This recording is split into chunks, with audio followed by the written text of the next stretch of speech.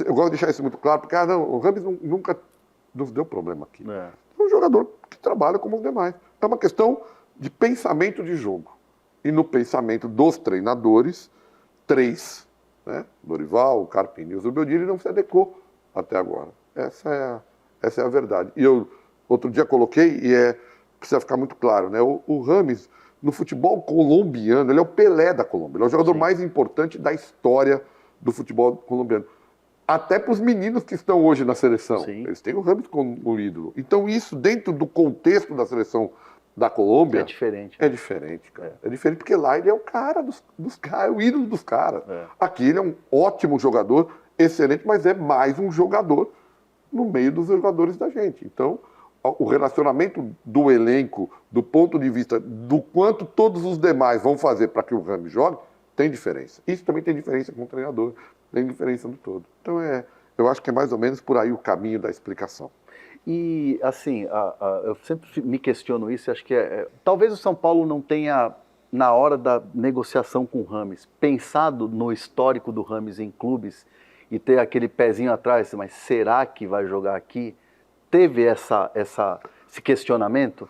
André, teve o pensamento, mas o Rames naquele momento, primeiro que assim, né, a gente não contrata jogadores aqui Pensando em rescindir, né? E que não tenham o aval Sim. da comissão técnica. Né? Então isso precisa ficar... não acontece ao contrário também, porque eu sempre digo, aprendi isso com o Juvenal Juvencio. Sim. Né? Quem contrata é diretoria, porque o treinador amanhã vai embora, e se eu contratei só quem ele quer e eu não acredito, o jogador fica aqui... Não faz sentido. Não, então é assim, aqui a gente faz o máximo possível, eu não contrato jogadores que o treinador quer e que nós não acreditemos. E também não contrato o jogador que o técnico não quer, porque ele não vai pôr para jogar. Então a gente busca sempre o entendimento. É assim que funciona. Eu busco o entendimento, discutimos e entendemos. Então, quando a gente tomou a decisão, naquele momento praticamente simultânea, do Lucas e do Rames, isso estava conversado com a comissão técnica, com o Dorival. Aprovado pela comissão técnica. Primeira coisa. Segunda coisa é que nós olhamos para aquele momento e achávamos que trazer 2 jogadores desse tamanho, Lucas e Rames, mudava o patamar da gente, num momento que era muito importante que a torcida se sentisse mais forte, que o elenco se sentisse mais forte e que nós fôssemos mais temidos nos momentos decisivos de Copa. E eu acho que isso se cumpriu mesmo sem o Rames estar em campo. Mas o Lucas estava. E foi decisivo no jogo contra o Corinthians, por exemplo, no Morumbi. Sim. Né? Ou seja, teve a sua importância. É claro que a gente tinha ideia do histórico e é claro que o treinador tinha. Mas uma coisa é um histórico no futebol europeu, outra coisa é entender, aqui talvez a gente consiga encaixá-lo no processo de jogo. Esse era o pensamento. Então, quando a gente conversou com o Dorival, e o Dorival com a comissão técnica dele e tal, nós tivemos do Dorival, não, vão nos ajudar. Depois, por que isso acabou não acontecendo, aí é uma questão técnica que envolve o treinador. Mas naquele momento tinha um aval. Então, a gente sabia dos riscos, como eram os riscos do Lucas. Né? O Lucas tinha riscos também. O Lucas tinha vindo numa fase ruim de contusões. Estava parado. Mas a gente sabia que também era uma aposta, mas o Lucas, claro, com tudo que ele tem de relação com a instituição. Né? A relação do Lucas com o São Paulo era gigantesca. Isso era um ganho a mais. Então, nos facilitava mais, porque ele sabia o quanto o Lucas queria estar aqui o tempo inteiro. Né? E isso, para nós, foi importante. Eu acho que foi importante. Né? A chegada do Rames, junto com o Lucas, nos colocaram em outro patamar naquele momento. O papo tá bom, então eu preciso cumprir aqui uns quadros que a gente tem aqui no Zona Mista, e um deles é o Isso ou Aquilo. Você vai ter que escolher isso ou aquilo de bate-pronto. Feito. Feito? Preparado? Vamos lá. Então, vamos lá. Ganhar Brasileirão e Copa do Brasil ou ganhar Tetra da Libertadores? Ganhar Tetra da Libertadores. São Paulo é identificado, né? É muito identificado com a... Cara, ainda é só isso, né? Tem o Mundial do ano que vem, o primeiro Mundial num outro formato. Eu acho que seria muito importante para a instituição estar nesse Mundial. Então, eu preferiria ganhar a Libertadores sabendo de todas as dificuldades que temos. Tenho certeza que muito São Paulino também vai concordar com você. Tri brasileiro de 6 a 8 ou Copa do Brasil de 2023, o que é mais especial? No meu caso, é a Copa do Brasil 2023, não tenha dúvida. E não é porque você está na gestão, não, é porque foi o primeiro sim. título, né? É por tudo, né? É porque estou aqui, é porque é o primeiro título, enfim. No meu caso, é orgulho assim, né? Eu brinco que a gente, né? Antigamente a gente falava assim que escrever um livro, plantar uma árvore, plantar, né? Cara, assim, eu sei que lá, daqui 30 anos, meu nome está na história lá. Eu fui diretor de futebol da primeira Copa do Brasil. Eu espero que de muitas, mas da primeira eu estava lá. Você como São Paulino raiz, Careca ou Miller? Careca. Fenômeno. Fenômeno. Né? Careca, fenômeno. O Miller é um jogador fantástico, né? Mas aí é aquela coisa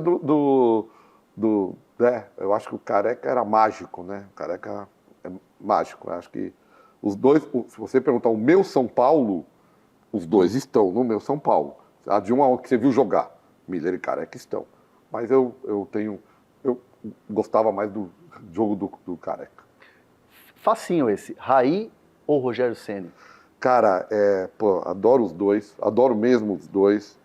Tive uma relação fantástica aqui com o Rogério, mas o meu maior ídolo no São Paulo como jogador é Raí. Acho que Raí mudou a história do São Paulo num momento também importante pra gente, Libertadores a primeira.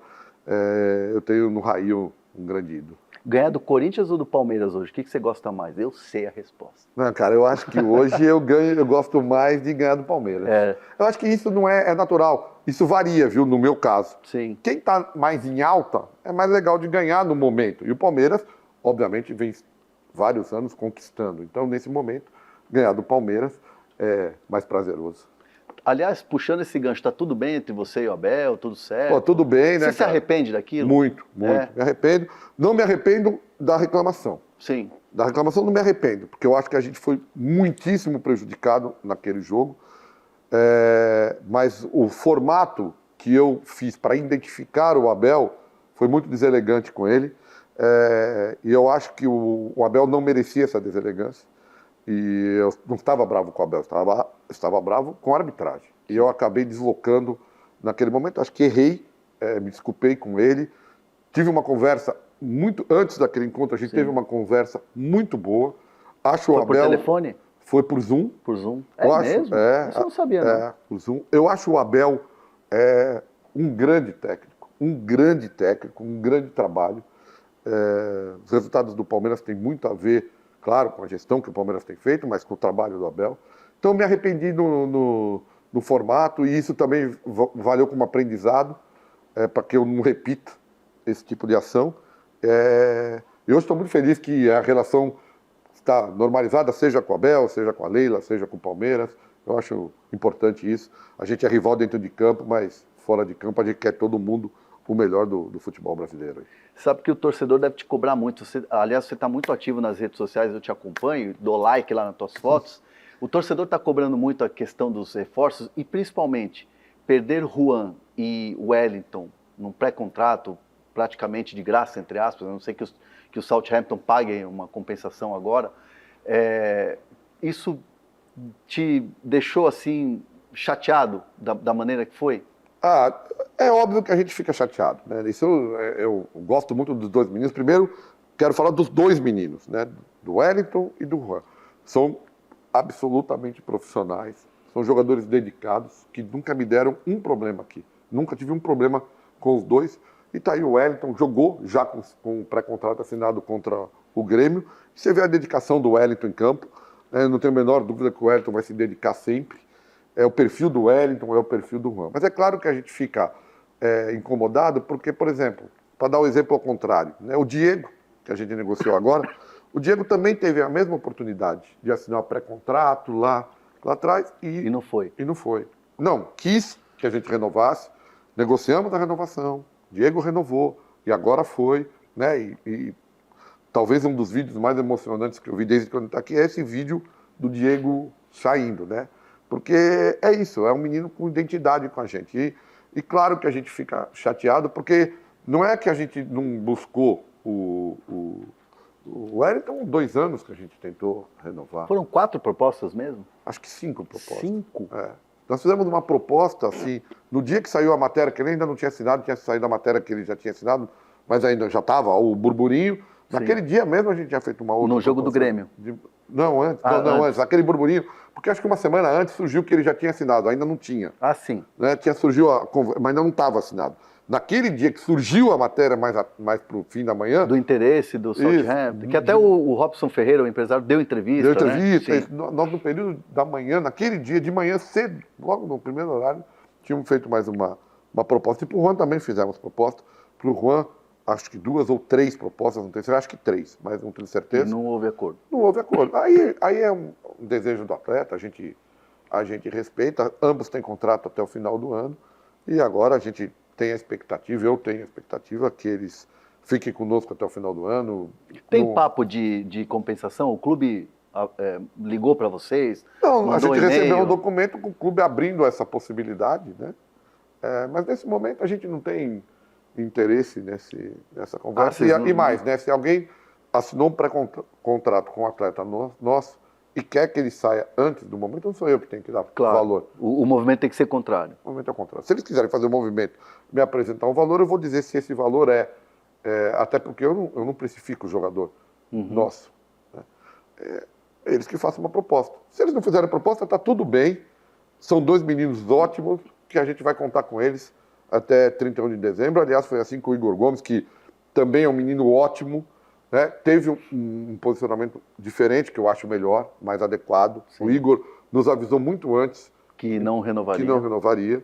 E jogou também com toda a dedicação dele até o final do contrato. Depois saiu, não houve problema nenhum, até o momento que a gente fez um acordo, né? Que foi a chegada do Rafael, né? Até o momento que teve, senão ele continuaria conosco. Teve um acordo e aí veio o Rafael naquela composição. Então a gente mas tá tudo bem, os meninos estão aí, a gente gosta deles. O Wellington hoje é nosso titular, o Juan é um jogador que entra bastante. Vamos em frente. A gente continua na nossa tocada, sempre buscando a renovação com os meninos de Cotia, a valoração deles, porque a gente acredita muito nesses meninos. E é importante você falar isso como diretor de futebol, homem forte do futebol, porque a rede social ela é cruel às vezes, né? Então às vezes ele está buscando uma oportunidade profissional e às vezes é xingado, ameaçado nas redes, isso acontece. É bom a instituição deixar claro que não é o jogador e sim a negociação que aconteceu e a vida que segue, né? André, negociação é negociação. Se a lei permite, a lei permite. E você negocia, a gente negocia. Se dá certo, dá, se não dá, não dá, mas eu trato isso também com naturalidade. A gente busca a renovação. Quando ela não vem, é um desejo do atleta, ele segue o caminho dele e nós seguimos o nosso. É claro que o torcedor vai ficar tranquilo quando você trouxer o Alexandre. Quando é que ele desembarca aqui na Barra Funda? O Alexandre, a gente conversou com ele, a gente nem está tocando muito na coisa, porque ele tinha o desejo, e deixou isso claro para a gente, né, na conversa, de permanecer um pouco mais na Europa, né? Então a gente está com muita calma, muita tranquilidade nesse momento, né? Até porque é o que eu estou dizendo, né? Nesse momento o Wellington fica até o final do ano. Então não é nada que a gente tenha que fazer a toque de caixa. Vamos tranquilo, vamos ouvindo, vamos conversando, mas nesse momento não temos nem proposta na mesa colocada, assim. Então, aguardando o próprio desejo do atleta, ver se ele quer voltar. Se ele quiser voltar, a gente vai conversar para ver se a gente consegue ajustar que ele vem ou não. Hoje está frio, completamente frio. Hoje está frio no aguardo do próprio atleta. A gente tem que respeitar também o desejo do atleta, né? O Thiago Mendes é uma situação que também está bastante fria? O Thiago Mendes, a gente fez uma proposta, né? Uma proposta que não foi aceita. Então, assim, nesse momento, a gente continua conversando, a gente gostaria que o Thiago viesse para cá, a gente sabe que o Thiago também gostaria, mas a gente tem que respeitar o clube que ele tem contrato, né? Então, a gente fez a proposta ao clube, né? E o clube não aceitou. Então, nós continuamos conversando, vendo se há uma possibilidade de ajuste. Os números estão muito distantes. Os números são muito diferentes. Então, nós não temos... a gente pode mexer um pouco, conversar, mas com a distância que está, eu acho que é uma situação difícil. Mas a gente continua com muito interesse no Thiago, gosta muito do Thiago.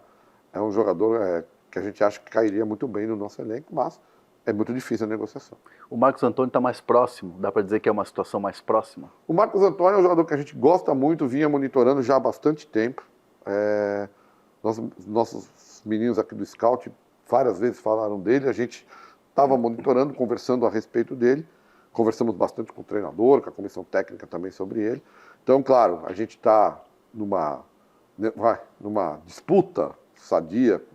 A gente tem visto muitas notícias, o Flamengo também tinha intenção nele. A gente está buscando, se for dentro da nossa possibilidade, da nossa realidade, do que a gente pode fazer. É um jogador que nos interessa, é um jogador que a gente considera muito parecido com o jeito do Alisson jogar, um jogador de muita mobilidade no meio de campo, né? Inclusive jogou com o Rodrigo Nestor na seleção de base, foram companheiros de quarto. Verdade. E o Nestor, conversamos com o Nestor também sobre ele, falou, pô, menino fantástico. O Nestor já pegou o telefone. O Nestor, a gente aí usa muito aqui os meninos. Então, né? E o Nestor falou, bom, um jogador fantástico, um menino do bem, trabalhador e tal. Então assim a gente vai trabalhando nesse sentido. Eu acho que há chances, mas ainda tem um caminho a percorrer. E não inviabiliza a vinda do Thiago, por exemplo? Não inviabiliza.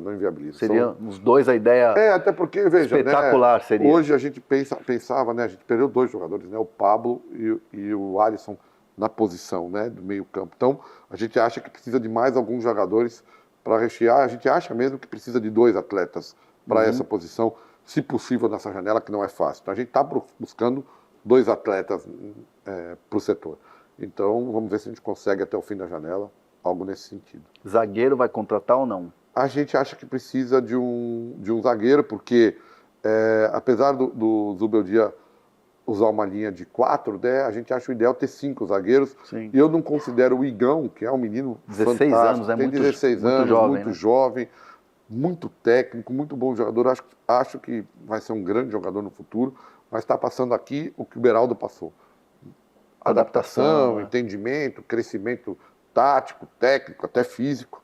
Então, não é. Então, hoje, com a saída do Diego, a gente acha que o ideal é ter 5 jogadores, mesmo utilizando 2. Então, a gente está pensando em mais um zagueiro, também tentando para essa janela, né? Então, vamos dizer, nessa janela, a gente pensa, eventualmente, num lateral esquerdo, 2 jogadores de meio campo e um zagueiro, é o que a gente acredita que deixaria o nosso elenco fechado até o final da temporada. Um zagueiro, 2 meio-campistas e o lateral esquerdo. Isso. 4 reforços. 4 reforços, se a gente conseguir esses 4 reforços, né? É claro que até em razão da contusão do Alisson, tem grau de urgência, né? Então a gente acha que precisa primeiro dos meio-campistas, depois do lateral e do zagueiro, né? Mais ou menos no mesmo patamar, até um pouquinho mais o lateral do que o zagueiro. Mas o lateral é uma posição mais difícil que zagueiro. Então você precisa olhar bem, porque tem um sistema de jogo, ele tem que se adequar, tem que ser um jogador com muita profundidade, que é assim que a gente joga, então não é tão simples. Lateral é uma posição difícil nesse formato, né?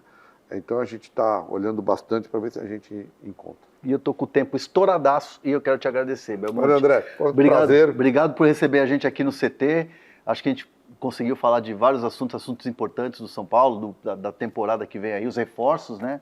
Que o torcedor fica naquela expectativa, mas você deixou bem claro aqui quais são as posições, qual o status das negociações e vamos ver se vai dar certo. André, grande prazer falar com você. Você sabe que o quanto que eu te respeito, né? Eu sei eu acho que assim, cara, a crítica ela vem, ela é inerente, faz parte. Eu sou jornalista, sei que faz parte.